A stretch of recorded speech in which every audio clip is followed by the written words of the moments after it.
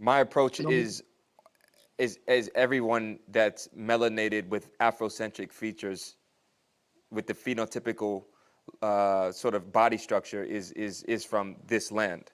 And if we are from this land, how can we communicate and synergize and unionize together to be able to build this thing back up to the greatness that it was when the Timbuktu era was around, when the Benin Empire and the Great Wall of Benin was the infrastructure was being built, when the Zimbabwean trade routes were being built, when Mm-hmm. you look at old ancient Kemet and what was being built there, the Kushites and so on. So how do we how do we remove this you are this categorization, right? Because when I look at Okay. Europe, yeah, because when I look at Europe, yes, they acknowledge that there's different cultural upbringings within the confines of Europe, but at the same time, they're still able to facilitate trade amongst each other and still able to acknowledge each other's cultural differences while still being able to push forward in terms of innovation